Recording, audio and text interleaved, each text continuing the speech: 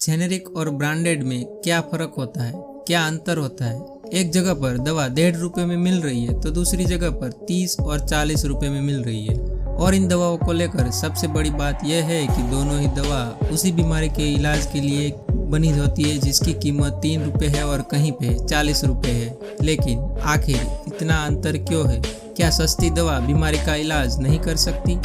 अगर आप भी ऐसे सोचते हैं तो इस गलतफहमी को अपने दिमाग से निकाल दीजिए, क्योंकि दोनों ही दवाइयाँ बीमारी के इलाज के लिए बनी है, लेकिन इनकी कीमतों में बहुत सारा फर्क है। असल में जो दवा की बात कर रहे हैं उसे जेनेरिक मेडिसिन कहते हैं और इस महंगी दवाई को ब्रांडेड मेडिसिन कहते हैं। लेकिन वही आज के समय में आप देखेंगे तो आपको जेनेरिक मेडिसिन देने के लिए तैयार नहीं होंगे। और इतना ही नहीं, कोई भी मेडिकल स्टोर वाला भी आपको जेनेरिक दवा नहीं देगा, क्योंकि यहाँ भी गुलाबी नोटों का असली खेल चलता है। किस दवा में ज्यादा होता है डॉक्टर का भी फायदा देखते हैं। मेडिकल वाला भी जेनेरिक दवा नहीं देता और ब्रांडेड दवाओं को ज्यादा प्रभाव देता है, क्योंकि इस दवा में उसको ज्यादा प्रॉफिट दिखता है। अगर देखा जाए तो इन सस्ती जेनेरिक दवा से कई लोगों की जान बचाई जा सकती है। इसके बाद भी ये दवाइयाँ इतनी आसानी से नहीं मिलती।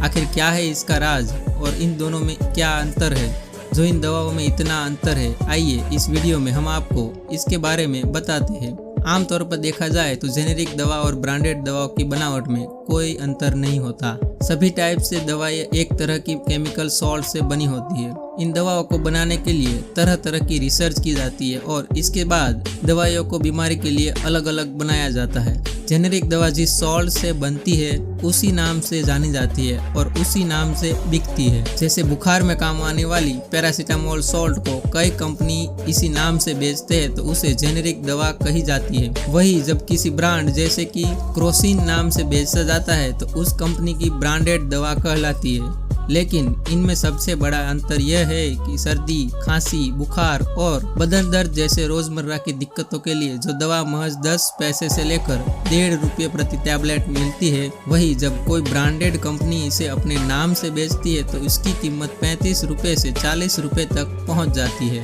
ऐसी कई जानलेवा बीमारियां हैं जिस जेनेरिक दवा बहुत ही कम मिलती है, लेकिन जब यह दवा कोई ब्रांडेड कंपनी बनाती है तो उसकी कीमत ज्यादा हो जाती है, क्योंकि ब्रांडेड कंपनी उस पर शोध करती है, उस पर रिसर्च करती है। उसे बनाने के बाद कंपनी इस दवा का 15 से 20 साल का पेटेंट ले लेती है। फिर उस दवा को बेचने के लिए मेडिकल एक्सपर्ट रखे जाते हैं, सेल्स पर्सनल रखे जाते हैं। इसकी मार्केटिंग पर अच्छा खासा पैसा खर्च किया जाता है और इसी वजह से यह दवा इतनी महंगी हो जाती है। लेकिन अगर यही दवाएं इन खतरनाक बीमारियों के लिए जेनेरिक में उपलब्ध होती तो कहानी कुछ और होती।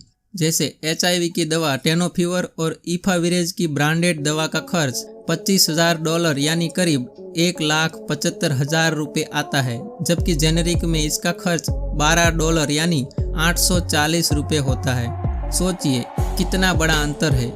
इसी तरह कैंसर के इलाज में इस्तेमाल होने वाली ब्रांडेड दवा की बात करें तो $2158 यानी 1.5 लाख रुपए से ऊपर पड़ता है, जबकि जेनेरिक रूप से किसी दवा का खर्च सिर्फ $174 यानी कि 21,180 रुपये पड़ता है। सोचकर देखिए इन दोनों दवाओं के बीच इतना बड़ा अंतर कैसे है।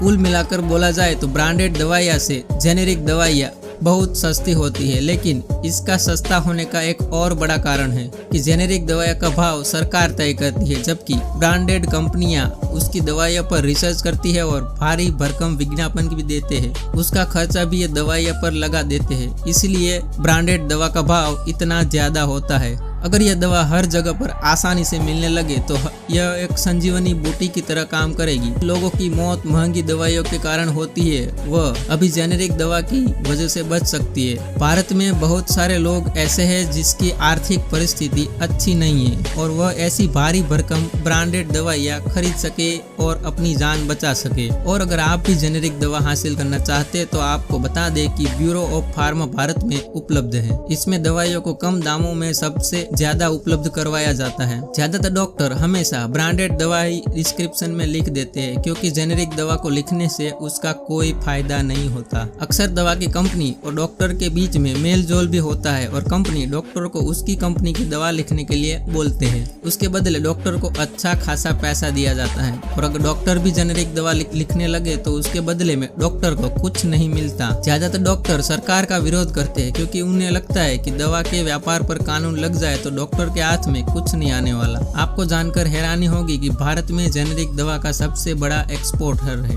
दुनिया में सप्लाई होने वाली 20% दवा भारत से भेजी जाती है। अमेरिका में 40% और यूके में 25% दवा भारत से सप्लाई की जाती है। 2018-19 की बात करें तो भारत ने 1920 करोड़ की दवा एक्सपोर्ट की थी। आज के समय भारत 30% दवा अमेरिका, 19% दवा अफ्रीका और 16% दवा यूरोपियन देशों में सप्लाई करता है। इसी तरह दुनिया भर के कुल वैक्सीन डिमांड का 50% हिस्सा भारत से सप्लाई किया जाता है। और भी बहुत से देशों में भारत की दवा सप्लाई करता है, लेकिन इसके बाद भी भारत के डॉक्टर जेनेरिक दवा लिखने के पीछे हट जाते हैं।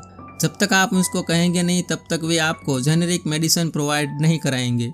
इसलिए अगर आप अपने पैसे बचाना चाहते हैं तो इलाज करवाते समय डॉक्टर से जेनेरिक दवा लिखने को बोलिए और मेडिकल स्टोर में भी जेनेरिक मेडिसिन ही मांगिए। ऐसा करने से आपके पैसे बचेंगे। जितना हो सके इस महत्वपूर्ण जानकारी को देश भर में शेयर कीजिए। फेसबुक पर इस वीडियो को शेयर करें, इंस्टाग्राम पर इस वीडियो को शेयर करें, व्हाट्सएप पर भी इस वीडियो को शेयर करें। मिलते हैं अगले वीडियो में, तब तक आप सभी का इस वीडियो में आखिर तक बने रहने के लिए धन्यवाद।